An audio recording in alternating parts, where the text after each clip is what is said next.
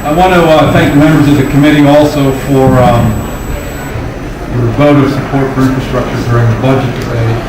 And hopefully by this fall we'll have $1.2 billion for sewer and water needs around the Commonwealth, although that is only 5% of the need that we have that's estimated by DEP and EPA at $20 billion. I submitted a very short summary of concerns that we have with the trading program that exists today, and I also submitted a longer version of that highlights and details some of the particular concerns that we have. So I would like to just make a few remarks off script, if you will. The coalition that you've invited to speak in front of you is pretty unique as far as groups that come together to work for common interests. You have the infrastructure community, the builders, the environmental community, the Farm Bureau, and the conservation districts. And those are pretty strange bedfellows, to put it in political terms. You heard Matt say we came together to push the Fair Share Plan earlier this year. In reality, we have been meeting amongst ourselves for the past 3 years, trying to make some real-world sense out of the Chesapeake Bay tributary strategy, and to work together to make that a reality. We have met without the Department of Environmental Protection because, frankly, I think we have felt that some of the manner in which they have gone forward has not been a realistic approach, nor is it an approach that would garner the results that we are looking for. So the 5 groups have been meeting actually for 3 years to try and make protection of the Chesapeake Bay a reality. When it comes to the sewage treatment plants, there are 184 impacted sewage treatment plants in central Pennsylvania.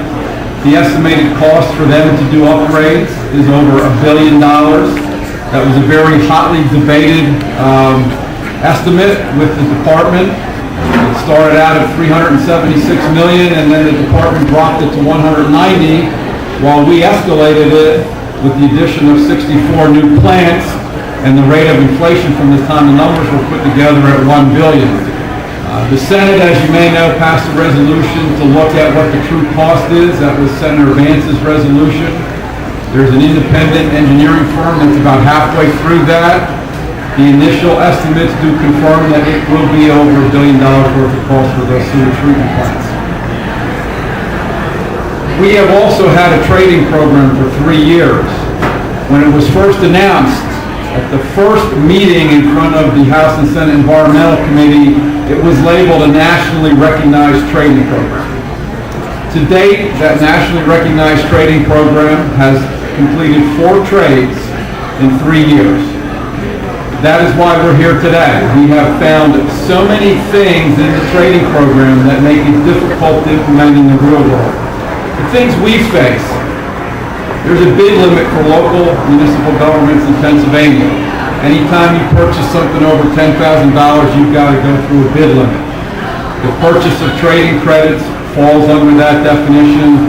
We would have to advertise and bid and enter into contracts for all the credits that we purchase. That becomes a little bit of a complex procedure for us to go through to buy credits that are only guaranteed by the department for 1 year.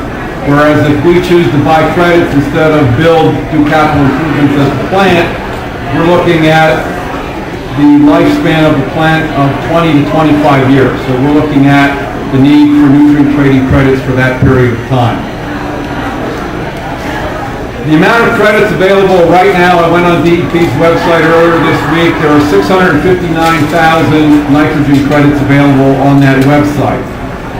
The need for the first 63 Phase 1 plants is 6.4 million pounds a year of nitrogen.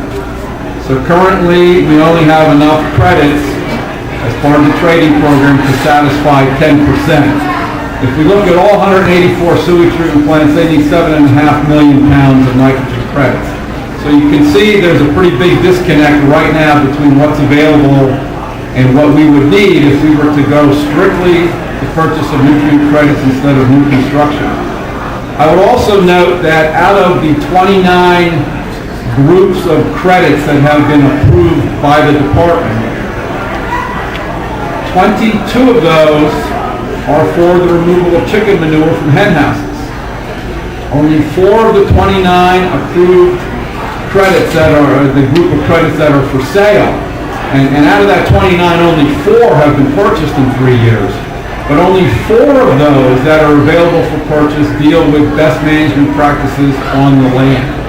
And I think that's the point that we've all brought up today is the ability of all of us, my sector, the infrastructure folks, the sewage treatment plants, grant sector, the builders who will have a need to buy credits, they want to make sure that that need is being met by the agricultural community.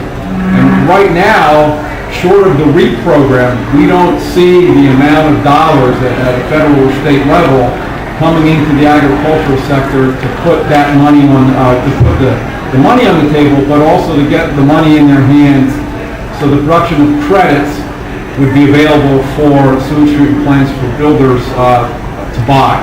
I have a number of points in there about the complexities about the trading program, and I won't go into them.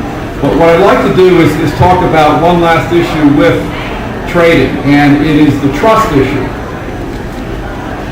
There aren't a lot of farmers stepping up at this point in time, putting the credits on the table or implementing the best management practices because they're not certain there's going to be a market to purchase those. Conversely, there aren't a lot of sewage treatment plants that are buying them because, one, we're not sure how many will be there, we're not sure about the cost, and we're not sure that in the long term, the amount of credits that we need will be there at the price that we need. I think what we're looking for is to simplify the process and make it a simple bank. This was something that the 5 of us had advocated not only 3 years ago, but for the past 3 years with the department to make it a simple bank. The farmers would deposit their nutrient credits in the bank after they're certified. The sewage treatment plants, the municipalities, the builders and developers would purchase them. Pretty simple equation. Same way that a bank works. Initially, that was accepted by the department. They have moved away from that concept to the free market approach to trading, which puts us back into a bidding situation where if the state ran a bank, it just is a simple transaction, we buy them. One, we have to enter into a bidding requirement. Second, we have to enter into long-term contracts to offset the potential of building for 15 or 20 or 25 years and ensure that those credits are there at the price that we need. That is a risk that the sewage treatment plants haven't been willing to take just yet.